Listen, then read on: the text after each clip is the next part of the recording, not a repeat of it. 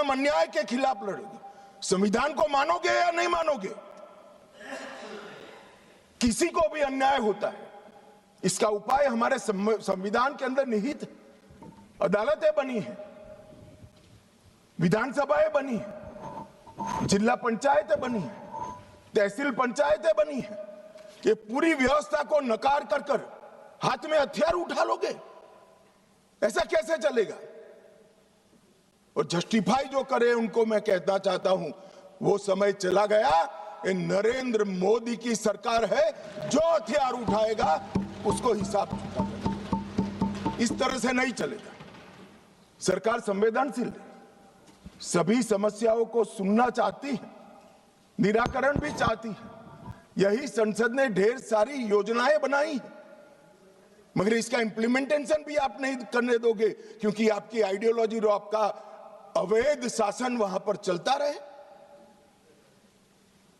मैं आज पूछना चाहता हूं, अभी कांग्रेस के लोग बहुत जोर जोर से आदिवासी का विकास नहीं हुआ, विकास नहीं हुआ, विकास नहीं हुआ कहते थे, और राजकुमार रोज जैसे आदिवासी युवा सांसद भी वोट की लालच में कांग्रेस का समर्थन कर रहे थे, कांग्रेस की थियोरी का समर्थन कर रहे थे।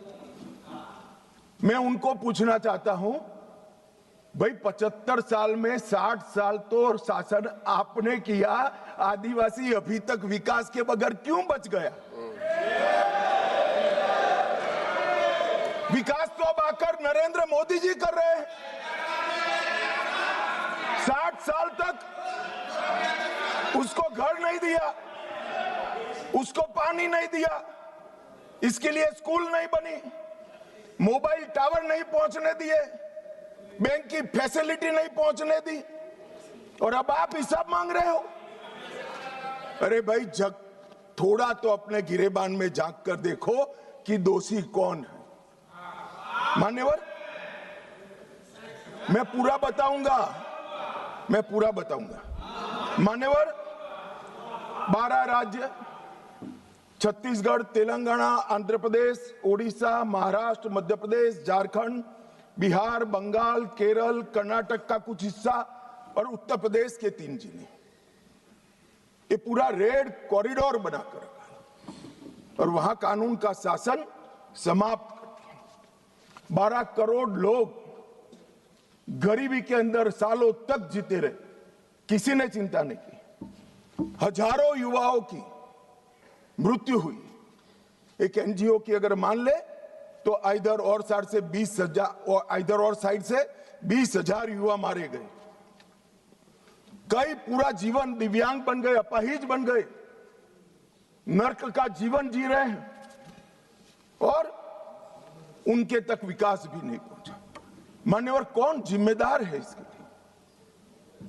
क्या इस देश की सबसे बड़ी लोकतंत्र की पंचायत ने क्षीर नीर कर इस पर चिंतन नहीं करना चाहिए? या अपने गढ़े गढ़ाई थियोरी लेकर घूमते रहना चाहिए? मैं बाद में बताता हूं कि नक्सलवाद का मूल कारण विकास की डिमांड नहीं है, एक आइडियोलॉजी है। जिस आइडियोलॉजी को अपने राष्ट्रपति पद का चुनाव जीतने के लिए 1970 से इंदिरा जी ने स्वीकार कर लिया, ये वामपंथी विचारधारा के कारण नक्सलवाद फैला है। मान्यवर, प्रधानमंत्री मनमोहन सिंह जी ने पूरे देश के सामने स्वीकारा था कि कश्मीर और नॉर्थ ईस्ट की तुलना में भी देश की आंतरिक सुरक्षा की सबसे बड़ी समस्या हथियारी माओवादी, मगर कुछ नहीं हुआ। मान्यवर, 2014 में परिवर्तन हुआ और मोदी जी के शासन के अंदर कई सारी वर्षों पुरानी समस्या का निराकरण हुआ। धारा 370 हट गई, 35A हट गई, राम जन्मभूमि पर भव्य मंदिर बन चुका है, जीएसटी इस देश में आज वास्तविकता बनकर रहा है, सीएए का कानून आ गया है, विधायी मंडलों में मातृशक्ति को 33% आरक्षण दिया गया है। कई सारे बड़े काम जो आजादी के वक्त से इस देश की जनता चाहती थी कि कभी ना कभी हो, वो सारे काम नरेंद्र मोदी जी के 12 साल में हुए। और अब ये नक्सलवाद से मुक्त भारत की रचना भी नरेंद्र मोदी जी के शासन के अंदर ही हो रही है। ये 12 साल एक प्रकार के देश के लिए बहुत शुभंकर साबित हुए।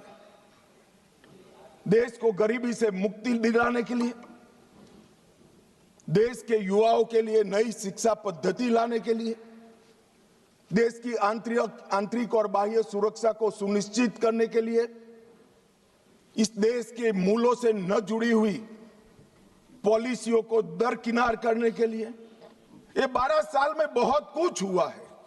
मगर मैं मानता हूं, अगर कोई पॉलिटिकल साइंस का विद्यार्थी इसका रेटिंग करना चाहेगा कि ये सारी चीजों से सबसे बड़ा फायदा किस फैसले और किस सिद्धि से हुआ है, तो निसंकोच वो पॉलिटिकल साइंस का विद्यार्थी नक्सल मुक्त भारत को नंबर 1 पर रखने से जरा भी नहीं। मान्यवर, ये जो बड़ी घटना देश में आकार लेने जा रही है, उसका पूरा श्रेय, उसका पूरा यश हमारे सीएपीएफ के जवान, विशेषकर कोबरा और सीआरपीएफ के जवान, राज्य सरकारों की पुलिस, विशेषकर छत्तीसगढ़ राज्य पुलिस और डीआरजी के हमारे जवान और वहां के स्थानीय आदिवासी बासिंदों को जाता है। अगर उनका सहयोग ना होता तो दुनिया में कई रिकॉर्ड है, बड़े बड़े तानाशाह जब जनता साथ नहीं देती है तो डूम हिलाकर भागे हैं। मगर यहां पर आज वामपंथी उग्रवाद समाप्त होने जा रहा है, इसमें जनता का भी बड़ा साथ है। और आज मैं फिर से एक बार इस चर्चा की शुरुआत में जो हजारों युवा मारे गए, जो सिक्योरिटी फोर्सेस के जवान शहीद हो गए, जिन्होंने अपना सर्वस्व इस देश की आंतरिक सुरक्षा के लिए बलिदान कर दिया, वो सभी को मनपूर्वक पूरे सदन की ओर से विनम्र श्रद्धांजलि देकर उसको एक्नॉलेज करना चाहता हूं। मान्यवर, ये जो विचारधारा है, इसका विकास से कोई लेन देन नहीं, विकास के मांग से भी कोई लेन देन नहीं। ये विचारधारा कौन सी है? क्या है माओवादी विचारधारा? इसका ध्रुव वाक्य क्या है? जब हम आजाद हुए, हमने कहा सत्यमेव जयते, सत्य का हमेशा विजय हो, विजय होता है। इनका ध्रुव वाक्य क्या है? कि सत्ता बंदूक की नली से निकलती है, ये इनका ध्रुव वाक्य है। और वहां सत्ता शब्द का बहुत महत्वपूर्ण स्थान है। ये विकास के लिए नहीं है, अपने आइडियोलॉजी के अस्तित्व के लिए है, अपने आइडियोलॉजी के विचार विजय के लिए है। और आइडियोलॉजी को भोले भाले आदिवासियों में स्प्रेड कर कर सत्ता हासिल करने के लिए। यहां कोई विकास की बात नहीं है, इनका लोकतंत्र पर कोई विश्वास नहीं है। यहां ढेर सारे लोग, मैं नाम देना नहीं चाहता, मैं सुन रहा था, 3 घंटे से कह रहे हैं कि अन्याय है तो अन्याय के खिलाफ लड़ रहे हैं। भाई, लड़ने का तरीका क्या है? हम अंग्रेजों के शासन में नहीं रह रहे हैं। कुछ लोगों ने भगत सिंह जी और बिरसा मुंडा से कंपैरिजन कर दिया। क्या हिमाकत कर रहे हैं? शहीद भगत सिंह और बिरसा मुंडा, भगवान बिरसा मुंडा जो अंग्रेजों के सामने लड़े, वो संविधान तोड़कर हाथ में हथियार लेकर निर्दोषों की हत्या करने वालों लोगों के साथ आप इसका कंपैरिजन कर रहे हैं? मान्यवर, राजनीतिक स्वार्थ से ऐसे विषयों में ऊपर उठ जाना चाहिए। यही विचारधारा कहती है दीर्घकालीन युद्ध ही हमारी विचारधारा को फैला सकता है, उनको अपनों का भी खून बहाने से कोई परहेज नहीं। और उनके आदर्श देखिए साहब, 10,000 साल के हमारे उपलब्ध इतिहास में कितने आइडियल आदर्श पुरुष, स्त्री, युवा हुए, एक बहुत बड़ा लिस्ट बन सकता है। इन्होंने तिलका मांझी को अपना आइडियल नहीं समझा, भगवान बिरसा मुंडा, भगत सिंह जी या सुभाष बाबू को अपना आइडियल नहीं समझा। इन्होंने आदर्श किसको कहा? माओ को कहा। चीन का ये आदर्श तय करने में भी फॉरेन से इंपोर्ट करते हैं। मान्यवर, बस्तर का सिलेक्शन क्यों हुआ? एक कार्यक्रम था भारत मंडपम में,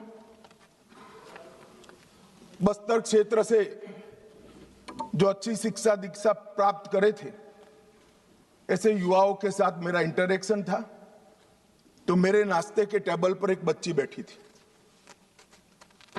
उसने कहा कि साहब, आप बता सकते हैं कि माओवादियों ने, नक्सलाइटों ने हमारे बस्तर को ही क्यों चुना? मान्यवर, इस विषय को मैं जरा डिटेल बताना चाहता हूं। हम सब जानते हैं कि सन 47 में जब हम आजाद हुए, संसाधन बहुत कम थे। एक लंबी गुलामी के कालखंड को समाप्त कर कर हम आजाद हुए थे। देश के अंदर विकास का नामो निशान नहीं था।